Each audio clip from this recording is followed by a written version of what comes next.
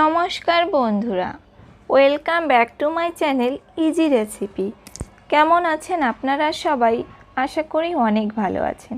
আজ আমি হাজির হয়েছি আপনাদের সামনে আরেকটি নতুন রেসিপি নিয়ে। আজ আমি আপনাদের দেখাবো অল্প সময়ে কিভাবে আমি বড় সাইজের গলদা চিংড়ি দিয়ে চিংড়ি মাছের মালাইকারি রান্না করি।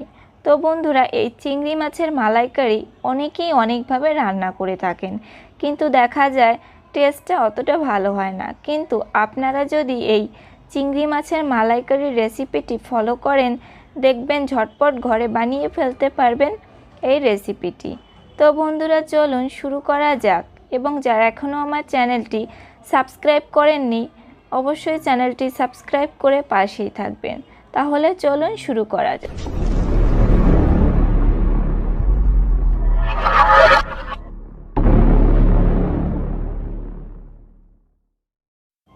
চিংড়ি মাছের মালাইকারি রান্না করার জন্য এখানে আমি 5টা বড় সাইজের গলদা চিংড়ি মাছ নিয়েছি। আপনারা চাইলে ছোট চিংড়ি দিয়েও এই রেসিপিটি করতে পারেন। এখন আমি এই মাছগুলোকে কেটে ধুয়ে পরিষ্কার করে নিব। চিংড়ি মাছগুলোকে খোসা ছাড়িয়ে কেটে ধুয়ে পরিষ্কার করে নিয়েছি। এবার আমি এই মাছগুলোকে লবণ আর হলুদ দিয়ে ভালো করে মেখে নেব। তার জন্য এখানে আমি দিয়ে দেব 1 চামচ পরিমাণ লবণ আর দিয়ে দেব 1 চামচ পরিমাণ হলুদ।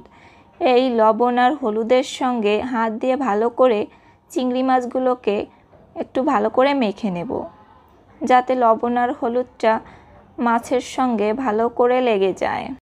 চিংড়ি মাছগুলোকে ভালো করে লবণ আর হলুদের সঙ্গে আমি মাখিয়ে নিয়েছি। এবার এই মাছগুলোকে হালকা ফ্রাই করব।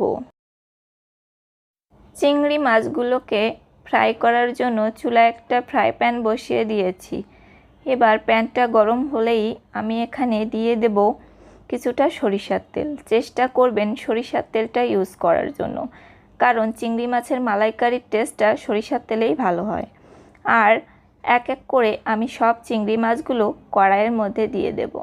একবারে আমার চিংড়ি মাছগুলো কড়াইয়ে ধরল না, তাই পরে আমি অন্য মাছগুলো এইভাবেই ভেজে নেব।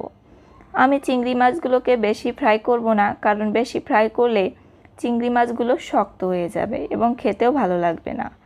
মাছের একটা সাইড হালকা ভাজা হওয়ার পর আমি অন্য সাইডটাও হালকা ভেজে নেব। তার জন্য চামচ দিয়ে একটু মাছগুলোকে উল্টিয়ে পাল্টিয়ে দিলাম।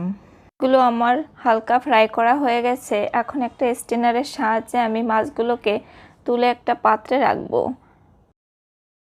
মাছ ভাজা কড়াইয়ে আমি আরেকটু সরিষার তেল দিয়ে দিয়েছি আর দিয়ে দেব ফোড়নের জন্য 2টো তেজপাতা, 3 টুকরো দারুচিনি, গোটা এলাচ, লবঙ্গ এবং গোলমরিচ, আর দিয়ে দেব গোটা জিরে।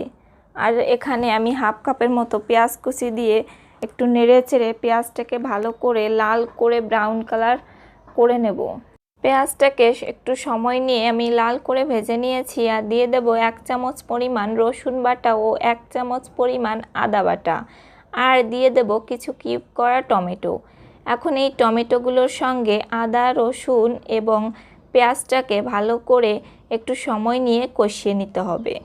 তারপর এখানে আমি দিয়ে দেব 1 চামচ লবণ, 1 চামচ হলুদের গুঁড়া, 1 চামচ শুকনো মরিচের গুঁড়া, 1 চামচ জিরার গুঁড়া এবং 1 চামচ ধনিয়ার গুঁড়া দিয়ে তারপরে একটু নেড়ে চেড়ে আমি এই মশলাটাকে ভালো করে কষাবো। আর এই মশলাটা যাতে পুড়ে না যায় তার জন্য এখানে আমি একটু নারকেলের দুধ দিয়ে দিলাম। এখানে কোনো বাড়তি জল ইউজ করা যাবে না, সম্পূর্ণ রান্নাটাই দুধ দিয়ে রান্না করতে হবে। এখানে আমি নারকেলের দুধটা ইউজ করেছি। মশলাটা আমার ভালো করে কষানো হয়ে গেছে আর এ পর্যায়ে আমি দিয়ে দিলাম 1 কাপ নারকেলের দুধ। নারকেলের দুধটা দিয়ে দেওয়ার পর এখানে আমি কিছু কাঁচামরিচ দিয়েছি ফ্লেভারের জন্য, আর দিয়ে দিলাম আগে থেকে ভেজে রাখা চিংড়ি মাছগুলো।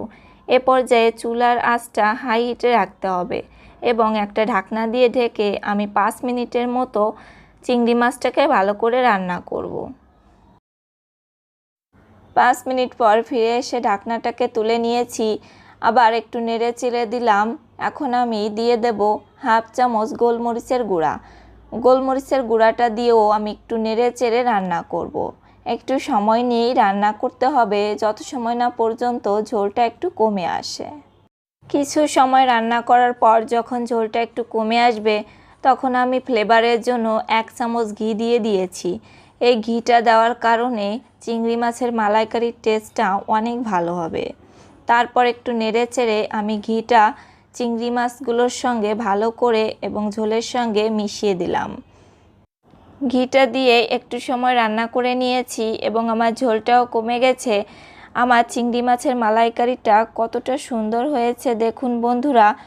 আর এখন আমি এই চিংড়ি মাছের মালাইকারিটা চুলা থেকে নামিয়ে পরিবেশন করে নেব। ততক্ষণে ফিরে আসছি। চিংড়ি মাছের মালাইকারিটা আমার রান্না হয়ে গেছে আর চুলা থেকে নামিয়ে একটা পাত্রে পরিবেশন করে নিয়েছি। দেখুন এর কালারটা কতটা সুন্দর হয়েছে এবং খেতেও অসাধারণ হবে। গরম গরম ভাতের সঙ্গে পরিবেশন করলে সঙ্গে সঙ্গেই 1 থালা ভাত শেষ হয়ে যাবে। তো বন্ধুরা, আজ যদি আমার এই চিংড়ি মাছের মালাইকারির রেসিপিটি আপনাদের একটু হলেও ভালো লেগে থাকে তাহলে আমাকে অবশ্যই কমেন্টস করে জানাবেন, শেয়ার করবেন, লাইক করবেন এবং আমার চ্যানেলটি সাবস্ক্রাইব করবেন আর পাশে থাকা বেল আইকনটি প্রেস করবেন। ধন্যবাদ সবাইকে।